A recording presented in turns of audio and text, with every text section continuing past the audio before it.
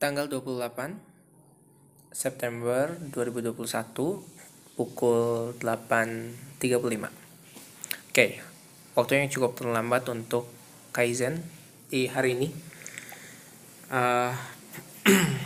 karena cukup sibuk ya. Dan hari ini juga baru menyelesaikan audiobook seperti biasa, satu bab aja kayaknya. Dan tema Kaizen untuk hari ini kayaknya saya memutuskan untuk mari kita membicarakan soal merayakan kegagalan. Kegagalan kenapa harus dirayakan? Itu pertanyaan paling mainstream yang mungkin juga akan menjadi respon bagi banyak orang. Tapi tahukah kalau kita tuh memang perlu merayakan hal-hal yang memang terjadi pada hidup kita? Entah itu keberhasilan atau kegagalan. Pada dasarnya berhasil atau gagal itu adalah perspektif. Kita merasa berhasil gara-gara let's say mencapai sesuatu, dan kita merasa gagal ketika kita tidak berhasil mencapai sesuatu itu. Tapi kalau kita buka pikiran, maka yang namanya berhasil atau gagal itu lagi-lagi tadi karena adanya standar, adanya penentuan standar itu. Sedangkan dalam hidup sebetulnya kita tidak selalu dihadapkan dengan situasi yang hitam putih. Kalau nggak berhasil ya gagal, kalau nggak berhasil ya gagal. Lawan kata gagal pasti berhasil, tidak juga, gitu ya. Karena kadang-kala kita tuh seringkali menentukan standar itu berdasarkan apa yang kita senangi. Artinya kalau kita menyenangi pola hidup tertentu lah ya, yang kita anggap wah ini dicapai oleh orang lain dan kita anggap itu menyenangkan, terus kita bisa mencapai hal yang sama, maka kita katakan berhasil. Kalau sebaliknya, maka kita akan mengatakan bahwa kita gagal. Nah, bicara soal keberhasilan kegagalan, maka ini bergantung dengan ya tadi itu perspektif tadi. Apa kemudian yang jadi isu utama nih dalam perbincangan ini? Baik itu keberhasilan atau kegagalan, pada dasarnya itu adalah sebuah hasil. Dan yang namanya hasil itu adalah hal yang sangat terikat dengan proses. Artinya, indikator ketercapaian itu harus kita lihat dari proses. Orang yang sukses tidak bisa dikatakan sukses kecuali dia menjalankan sebuah proses. Begitupun dengan orang gagal, gitu. Bahwa dia gagal karena dia menjalankan sebuah proses. Nah, disinilah pentingnya merayakan kegagalan.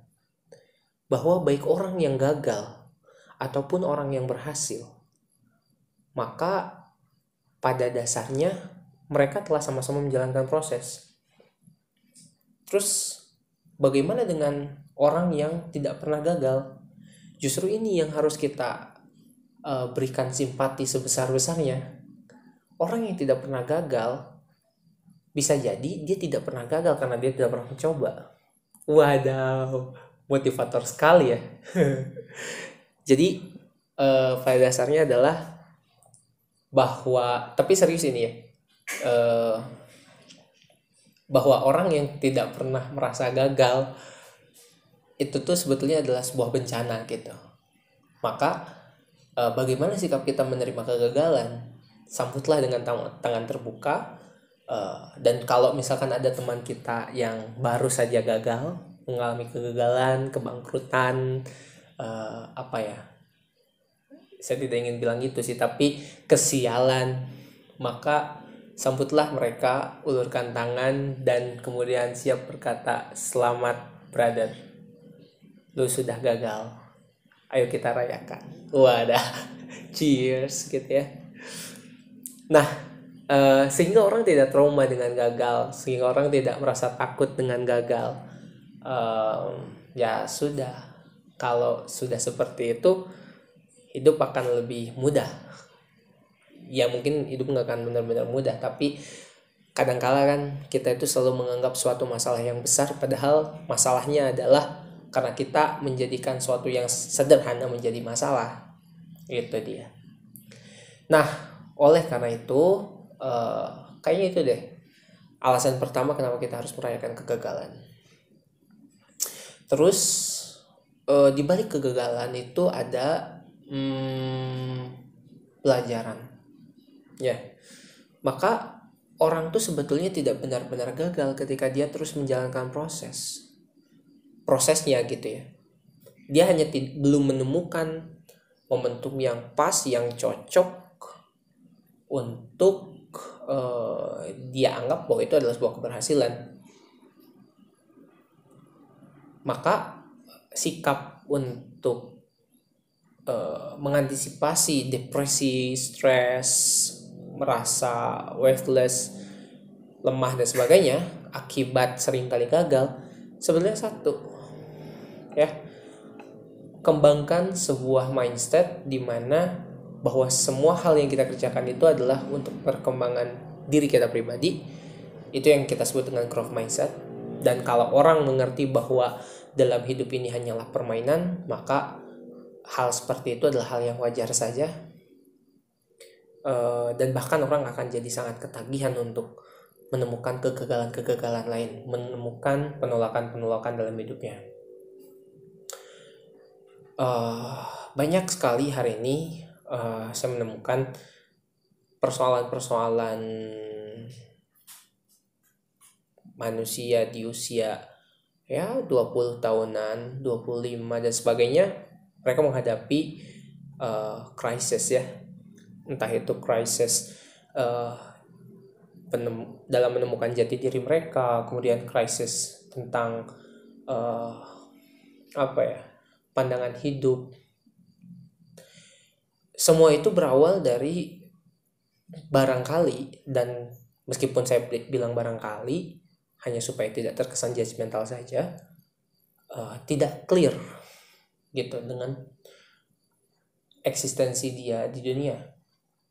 Pernah gak sih kalian berpikir soal the purpose of living, tentang tujuan hidup? Dan saya pikir semua orang pernah. Atau juga pertanyaan-pertanyaan tentang Tuhan, tentang sebelum kita ada di dunia. Dan juga mungkin ada yang meragukan setelah kita mati nanti kita akan kemana. Pertanyaan-pertanyaan semacam itu adalah ya fitrah sih, hadir dalam benak manusia. Dan tidak hanya orang-orang tertentu saja, meskipun ada orang yang memang benar-benar menyadari dan menjadikan itu sebagai sebuah hal yang dia pikir dia harus jawab. Atau mungkin juga ada orang yang santai-santai saja, pokoknya dia biarkan terjawab dengan sendirinya. Atau mungkin juga memang sudah terjawab karena didikan keluarganya, macam-macam. Artinya intensitas pertanyaan yang akhirnya menghadirkan kegelisahan itu juga berbeda bagi setiap orang. Tapi yang ingin saya sampaikan adalah pasti semua orang itu pernah menanyakan hal itu, tentang eksistensi dirinya, eksistensi tentang lingkungannya, alam semesta, bahkan Tuhan. Nah, inilah yang memang pada dasarnya mesti kita jawab tuh, sebelum kita betul-betul memahami dan mengenali diri kita sendiri. Rasanya tidak mungkin kita bisa kenal diri kita sendiri, apa yang menjadi keinginan kita, kita mau ngapain, apa yang bagus dan tidak bagus untuk diri kita, capaian-capaian kita, kalau di hal itu kita tidak jawab dengan clear. Di dalam hal itu kita tidak jawab dengan baik. Nah, di situ tuh poinnya. Jadi pertanyaan itu akan terus menjadi sumber kebingungan sebetulnya. Kayak gue sebetulnya ngapain nih hidup itu? Apakah setelah sekarang gue sekolah, setelah sekolah nanti kuliah, setelah kuliah lanjut cari kerja, ya katakanlah kuliah sampai S3, lanjut cari kerja, menikah, pasti orang akan ada satu titik di mana dia meragukan dirinya sendiri ketika dia membayangkan, belum melakukan ya, tapi membayangkan saja hal seperti itu mungkin terbesit dalam benak mereka, dalam benak kita, hidup gua kok masa sih begini-begini aja. Maka muncul, ketika pertanyaan itu belum terjawab, maka muncul satu proyeksi tentang tujuan hidup yang dia reka. Oh, gue enjoy nih nolongin orang, maka gue bakalan nolongin orang. Passion gue adalah menolong orang. Atau ada juga hal yang lain, proyeksi bahwa wah, saya ingin hidup bahagia, saya ingin cari kebahagiaan dengan misalkan traveling, punya keluarga, menikah dan sebagainya. Nah, itu adalah proyeksi-proyeksi yang nantinya akan muncul, dan itu hanya sebetulnya alamiah saja seperti itu. Yang mana ketika tidak mampu melakukan itu, maka krisis itu kembali datang, seolah-olah menjadikan satu hal yang menakutkan, dan banyak orang juga yang bermasalah tuh menghadapi hal itu, depresi lah. Orang kehilangan tujuan hidup itu gara-gara bukan kehilangan, tapi pada dasarnya dia tidak menemukan, karena masalah eksistensial tadi. Gua tuh gimana ya di mata orang, itu kan masalah eksistensialisme gitu. Nah, itulah kenapa kita mesti mikirin tuh apa yang menurut kita menjadi alasan kita hidup di dunia. Apa yang menjadi tujuan kita diciptakan? Maka hal ini tidak mungkin terjawab kecuali kita berpikir secara holistik, secara menyeluruh. Kita memikirkan sebelum kita hidup di dunia ini, kita sebetulnya ada di mana? Apakah kita berasal dari ketiadaan? Kalau kita berasal dari ketiadaan, siapa yang mengadakan kita? Atau apa yang mengadakan kita? Ada orang yang kemudian menjawab bahwa kita berasal dari materi, hasil evolusi materi. Tapi ada juga orang yang berkeyakinan, dan ini tentu konsep yang kita kenal sebagai konsep agama, bahwa manusia, makhluk, bukan hanya manusia, bahkan makhluk hidup, benda mati, semuanya adalah diciptakan oleh Tuhan. Maka mana yang paling realistis? Tercipta dari ketiadaankah? Atau ada yang menciptakan? Lalu jika keyakinan itu mengarah pada satu kesimpulan bahwa kita itu diciptakan, maka pertanyaannya siapa yang menciptakan? Dan bagaimana dia bisa menciptakan? Nah, maka tidak ada yang lain kecuali agama yang akan membantu kita menjawab ini. Dan kita harus mengerti batasan akal kita itu sampai mana. Itu sih menurut saya. Jadi bukan masalah hanya bicara soal hidup kita mau ngapain, tapi hidup kita mau ngapain itu akan jadi lebih bermakna ketika pertanyaan tentang siapa yang menciptakan kita, dari mana kita berasal, dan bahkan pemahaman tentang kemana kita akan kembali, ya, itu akan menuntun segala tindakan kita hari ini. Lo bisa bayangkan orang yang meyakini hari akhir, meyakini hari pembalasan, meyakini adanya surga dan neraka, yakin kalau perbuatan baik dan buruk itu akan dibalas sekecil apapun, tentu dia akan banyak perhitungan tuh sebelum dia meminum minuman yang bukan miliknya, sebelum dia mengkonsumsi makanan minuman yang haram, sebelum dia melakukan perbuatan yang tercela, pasti akan berpikir tuh. Tapi kenyataannya banyak juga tuh orang yang beragama tapi mereka seperti orang yang tidak beragama, seperti orang yang tidak meyakini Tuhan. Apa bedanya dengan orang ateis? Bahkan mungkin orang ateis jadi lebih baik, karena mereka percaya dengan konsep adanya karma dan sebagainya. Nah, maka itu sih sebetulnya bukan hal yang mesti dijudge seperti itu ya. Karena bagaimanapun orang yang mempercayai Tuhan, maka dia pasti melakukan kebaikan dalam hidupnya. Nah, cuma masalahnya sejauh apa dia mempercayai Tuhan. Apakah dia hanya mempercayai adanya Tuhan itu ketika di tempat-tempat ibadah saja? Di masjid misalkan, di gereja misalkan, di vihara. Jadi kalau di luar dari tempat-tempat suci itu, mereka merasa tidak diawasi. Nah, persoalannya di sana kan. Apakah mereka, kita itu membedakan tempat-tempat itu sebagai tempat yang tanda kutip ya diawasi atau tidak diawasi oleh Tuhan? Hal seperti itu. Nah, maka dari itu buat saya pribadi,